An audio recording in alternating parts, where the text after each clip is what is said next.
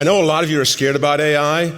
My role here, as I see it today, is to bring the future into the present, to give you a sense for two sides of this. My primary care physician, I've known for decades now, said to me a few months ago, he said, "So Tom, what about AI? What's going to happen? Is it good or is it bad?" And I said, you know what? It's both. The bad will go like this, and hopefully the good will go like this. The two will both accelerate. But what we hope for, and what we hope for with every technology, is that the good outpaces the bad. There's no such thing as technology, any technology that we've brought forth as human beings, as tools, that hasn't also had a downside. When we split the atom, we created the horror of nuclear weapons, but we also created nuclear medicine, nuclear power, so much science that has saved so many lives. So with every advance, there's a downside, there's an upside. What we see first, because we're humans, is we see the fear. And then we see the benefit. It's the way we're wired, right? We had to run from the beasts and hide in the caves. Our intuition, our ability to predict was predicated on our ability to predict the fear, the threat, the risk of the future, and to run from it, to survive. And that's still the way we're wired. Human beings haven't changed in thousands of years. We're not going to change in the next thousands of years. But what has changed are the technologies with which we experience the world and we shape the world. We are 5 minutes into a 24-hour poker game. What you see of AI today is barely scratching the surface of what will be. And much of what's going to evolve, we're going to have to navigate together as a society. These are unknown waters. This is terra incognito, call it what you will. We just don't know what it's going to look like. Frank Knight was an economist. He led the Chicago School of Economics from 1920 to 1940, I believe. And he had this wonderful notion. His thesis was that the purpose of human consciousness is merely to predict the future. That is what we do. In every second of every day, we are predicting what's going to happen in the next second. So here's my question to you. If you take an organism that is designed to do nothing but predict the future, and you make the future so uncertain that that organism can no longer navigate that future, what does the organism do? What does it do? It shuts down. It panics. All the things that we feel today, the anxiety that we feel today as a society, it is because we can no longer adequately predict what's going to happen next. If you're a really smart organism, what's the next thing you do, though? This is where it gets interesting. What do you do next, other than medicate the anxiety? You build a tool to predict the future for you. That's what we're doing with AI. We cannot address the major problems that we face as a civilization, be they climate change or economic disparity, whatever, pick them, without that ability. So we're building a tool by which we can predict the future. The wild card is that this tool is not a tool.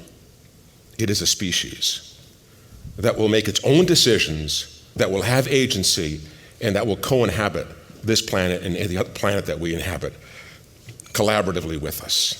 That is the era that we're heading into. Up until now, every single technology we have built has been a tool. By tool, I mean that it is we that decide how to use, apply, and deploy it. It is we who are responsible for the actions of the tool. It is we as humans that make the decisions and have the agency. What we've seen in AI over the past 5 years pretty much, which is where most of us have come up to speed on AI, has been exactly an extension of that. It is still just a tool. That is the 5 minutes of the 24-hour poker game. You want to see what the next few hours will look like? It's called agentic AI. Agentic AI is AI that has agency, that makes decisions, that runs applications, that has full authority, initially within a scope of authority that we will provide it with, but ultimately that will train itself, build itself, and evolve itself, and make decisions by itself. That is the greatest single benefit and value proposition of AI. It is not the LLMs, it's not the chat GPTs that you're playing around with today, that most of us are playing around with today. It is the agentic nature of AI to take over and start to do things that we otherwise do as humans. The real disruption, both positive and negative, will be the advent of agentic AI. Now, beyond that, this takes us out a few years, 2 to 5. Beyond that, as agentic AI begins to take hold, 2 other things will be occurring. Artificial general intelligence, an AI that is truly as intelligent as any one of us, or the most intelligent among us, will evolve. That's going to happen within a 5 to 10 year time frame. 10 years is being very generous. And artificial superintelligence, an AI that is as intelligent as all of us combined, and by all of us I mean the entire globe, will begin to take shape. That's a longer horizon. 2040, 2050, some say 2045 is sort of the magic point at which time ASI will evolve.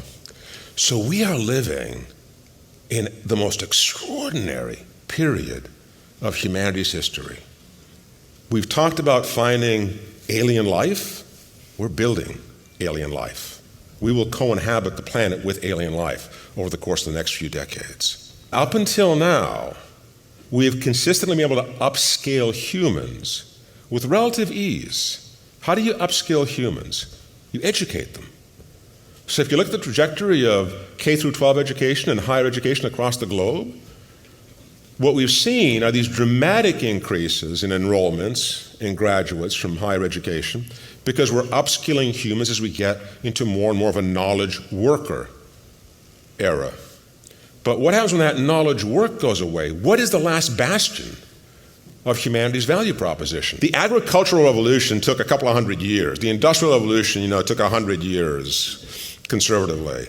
This will take 10, 20 years. So we have to change our educational system. We have to seriously consider how we're going to create new value as human beings while AI begins to slowly seep into so much of what we do day in, day out.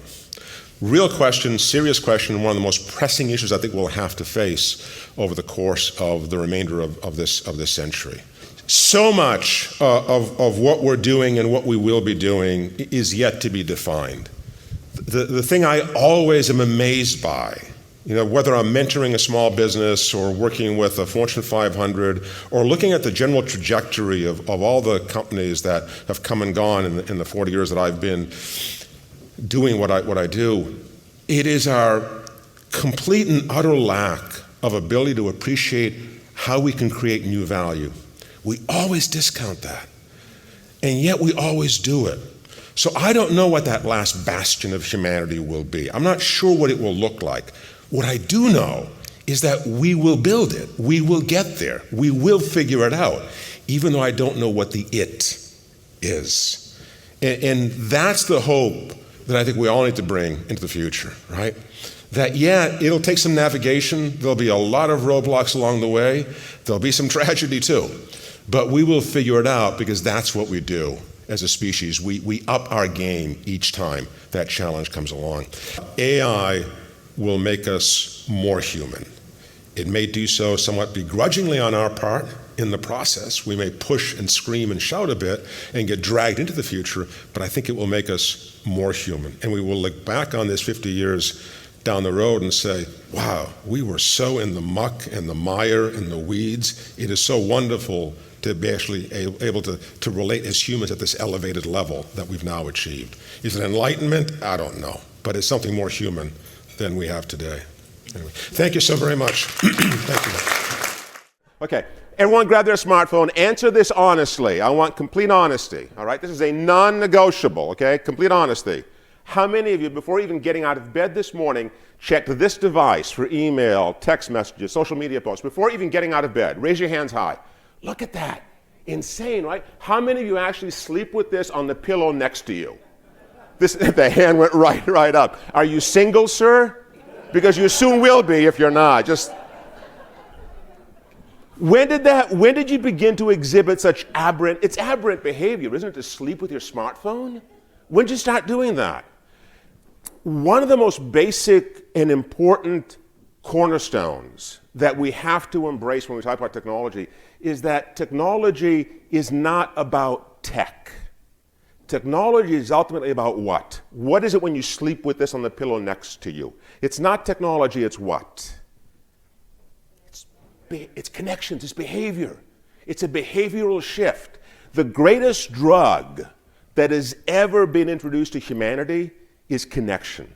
We thrive on it, and we cannot live without it. This gives us connection. It gives us community. So much of what we're going to talk about when we talk about AI and the tremendous implications of AI and how we live, how we work, how we play is going to be about how we connect, but no longer just with each other, but with an entirely new species. And don't for a minute discount this. What we are creating is a new species. And part of what I want to show you in the course of the next few minutes is how dramatic and how quickly this new species will evolve. And I don't want you to be afraid of it. I want you to be aware, and I want you to go into it with your eyes wide open, but I don't want you to be afraid of it. How many of you, again, honesty, on a daily basis use some form of generative AI, ChatGPT, Claude, and any? All the hands, about half of you, right? How many of you use it on a weekly basis? Monthly? How many have yet to use it? Yeah. One of the most important tools, and I applaud, Mecca, what you're doing with such fervor, one of the most important tools that we will use to enhance our lives and to move us forward as individuals as well as a civilization is AI. If you're not using it daily, start using it daily. Until you experience this, until you understand the true power of AI firsthand, nothing I say or anyone else says, nothing you read will give you the same level of appreciation for the power that this new set of behaviors will have. All right, so that's our level set. That's what we'll begin. That's where we'll begin. So where do we start? Look, whenever I get invited to talk, there are two things that people want to know, right? One is they want to know what will change. And we'll talk about that, because a lot is going to change very quickly. But there's another question, which I think is an even more important question, that I also want to address, and that's what won't change. It is as important, I think, to look at both sides of this coin, because so much gets obscured in the what will change, and we lose sight of the human connection that will become that much more relevant. So part of what I hope to impress upon you is that AI is going to make us as humans level up, create a new game, one that will demand a lot more challenge personally, organizationally, socially, nationally, as a global society, but also one that will ultimately allow us to experience our humanity in a deeper way. Deep stuff, right? All right, are you ready for this ride? When I wrote Reimagining Healthcare, you take the blue pill, the story ends. I had a picture of a blue-red pill. Whatever you want to believe. You remember this clip, right? What movie is this from? You stay in Wonderland, right? So here's my question to you. I show you how which pill will we take today? The blue pill and remain in la-la land, oblivious to all the change? Or are we going to take the red pill and go down the rabbit hole? What pill do you want to take? Tell me.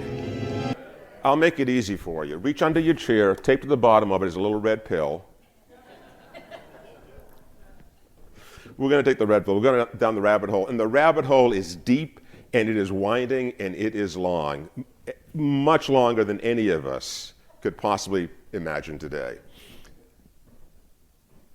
I know that no one believes this, but the degree of change that we're going to see in the next 2 to 5 years will astound every single one of us. I am absolutely both terrified and enormously excited about the fact that these 2 to 5 years will probably be the most significant 2 to 5 years in any of our lives. My grandmother lived to be 100 years old. And I used to say to myself when I was much younger, she saw so much change, from the Wright brothers to man stepping foot on the moon. I will never see that much change. I was so wrong. We will see more change in the next 10 to 20 years than the last 2,000 years combined. And this will be change that will be very disruptive. It will be very disturbing, but I think it will also propel us as a civilization to a much different level in terms of what we're able to experience. A lot of change, a lot of uncertainty, a lot of AI, a lot of displacement in the workforce, a lot of reconfiguring of the workforce as well. So we got a lot to talk about. Does anyone believe this? Anybody? Did I see one hand go up? Really? 2? Wow. I'm going to lose you real quick then. Okay. What if I were to tell you that although the vast majority of us don't believe this, we behave this day in, day out? We really behave as though all the good stuff has been invented. And why not? We invented it, right? Who's going to be smarter than us? I think at every point in the history of civilization, we've probably had this same sentiment, right? We've done all the great stuff. What else could be invented? Much of what I hope to impress upon you is that what's happened in the last 200 years of technology change is barely prelude to what we're going to see in these next 20 years. But to go forward, you first have to go back. So can I take you in a bit of a time travel here? Let's go back to the 1950s and 1960s. And I'm going to show you some devices. I'm going to ask you some questions. I want you to tell me what these devices are. So let's go back to 1960 or thereabouts, post-World War II era, that baby boomer era. What is this device? By name. I know it's a computer, but what is it? No, it's not. It's the first mainframe, first commercial mainframe. What was it called? The ENIAC. Someone say ENIAC? Who said ENIAC? Yeah, it was the ENIAC. Were you there? Yeah, I almost was. One day you wake up, you are the oldest person in the freaking room, and you wonder, when the hell did this happen? It's a shock to the system. Take it from me. This is the ENIAC. By the way, the ENIAC didn't run on transistors. What did the ENIAC run on? Vacuum tubes. As a few folks as old as me in the room. That is a vacuum tube, right? The precursor of the transistor. My dad was a big-time computer engineer. I grew up in a geek household. And Dad's idea of father-son time on the weekend was not the ball game, shooting hoops, or playing catch in the backyard. Dad's idea of father-son time was going to Radio Shack to test the vacuum tubes in the vacuum tube tester. It was one shitty childhood, let me tell you.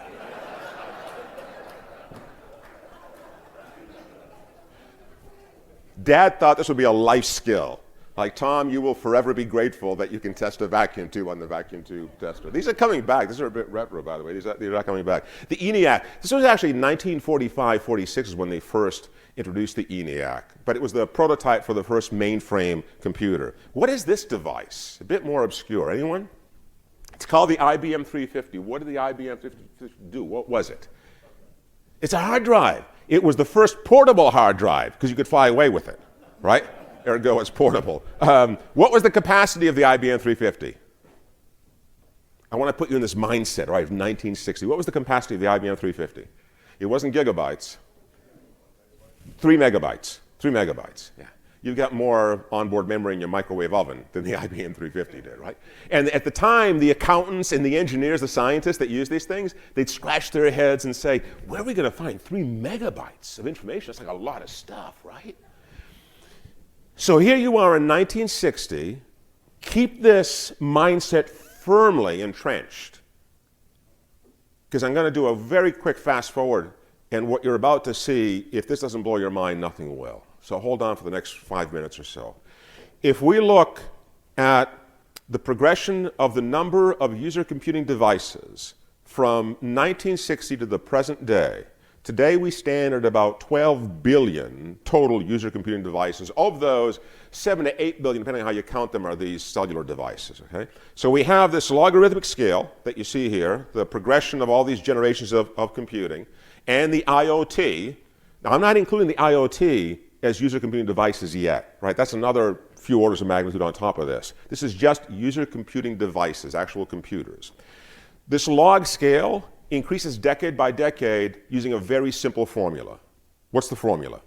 What happens decade by decade? A 5-year-old would understand this. What happens? Someone say add a 0? Yeah, 1 order of magnitude. You add a 0 every decade. So today we have 12 billion of these devices.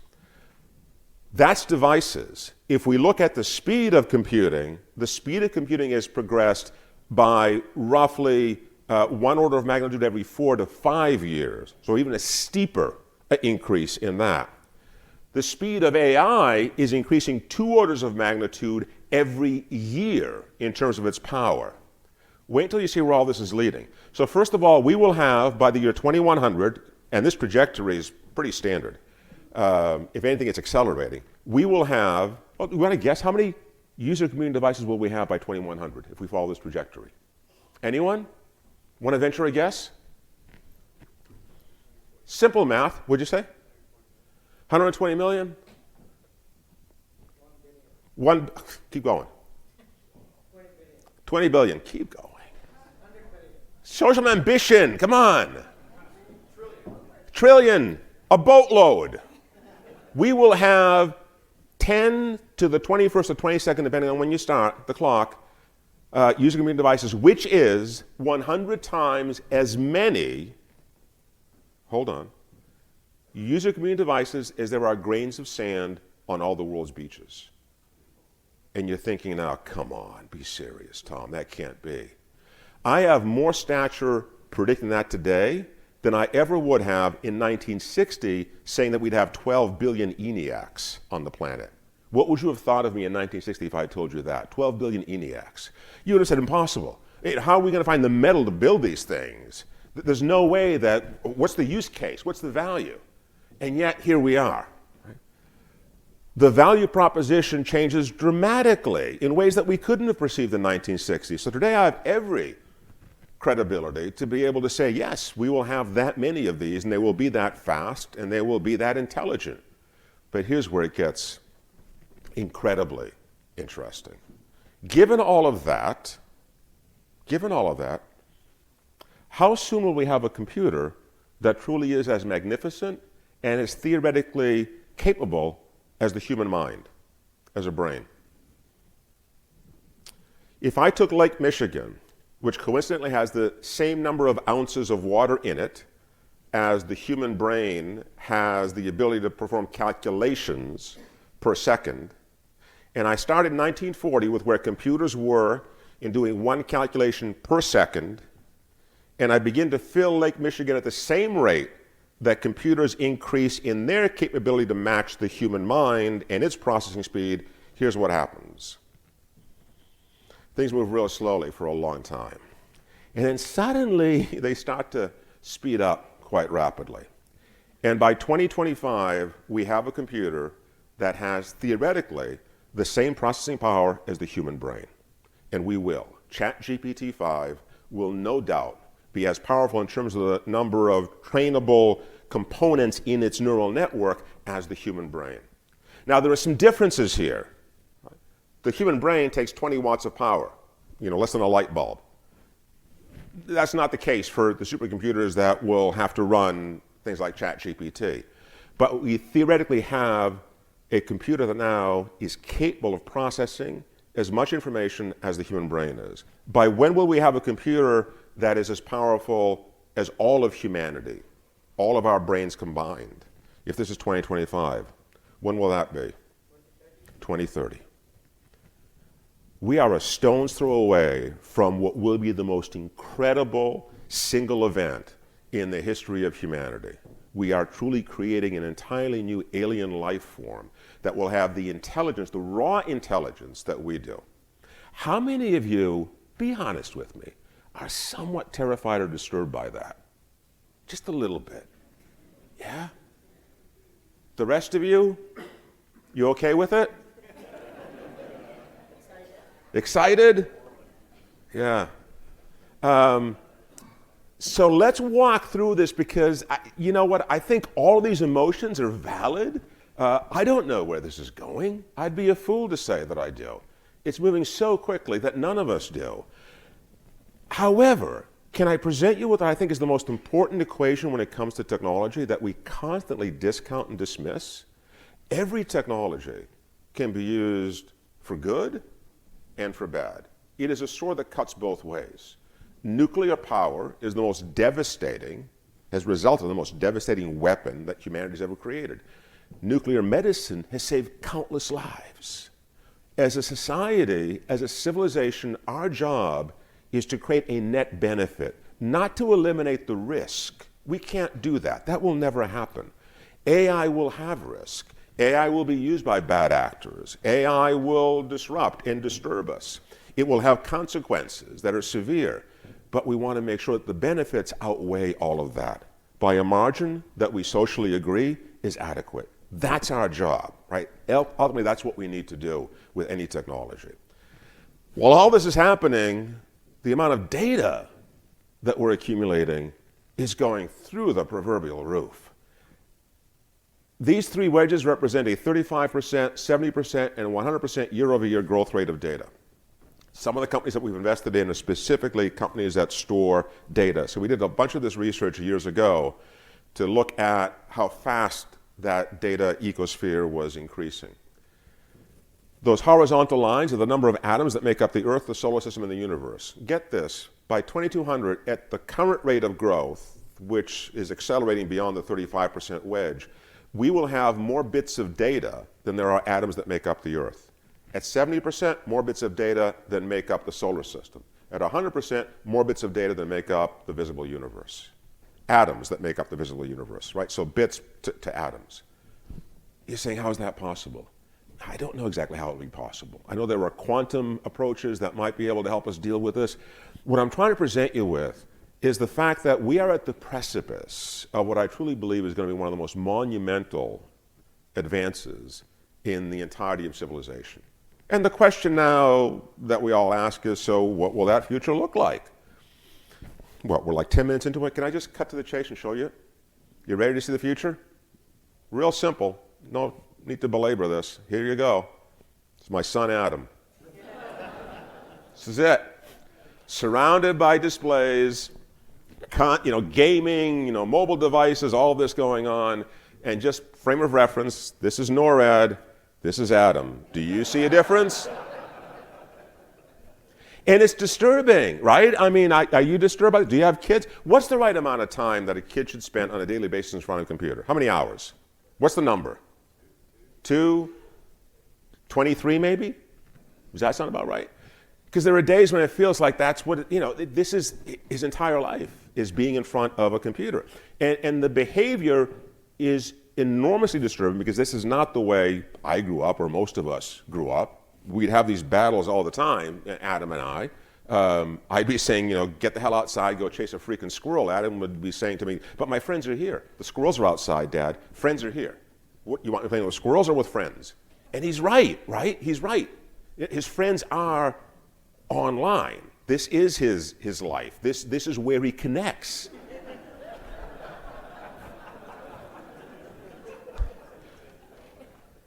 No technology is purely subtractive to the human experience. I had ancestors who quite literally had debates about whether or not it made sense to take oral stories and reduce them to writing. Because reducing oratory to written form would take away the magic of the oral presentation of the story. And they were right. There is something about what we're doing right now that has some magic to it. But written books are kind of cool too, because they democratize information. They allow us to connect with authors we'd never connect with otherwise. So no technology is purely subtractive. And when we look at technologies, when I look at the way Adam interacts with the world, I see it as subtractive. It's not, it's all additive. One of the most amazing things about this, from a diversity standpoint, Adam doesn't care about you. He cares about your skills. When he's gaming, the color of your skin, your religious background, your geographical background, your sexual orientation, none of these matter to Adam. All he cares about is, are you skilled at playing the game? And it builds a level of tolerance that as a society, I think is a wonderful thing. So technologies can be additive. We initially see the subtractive elements of them, but long term they're additive.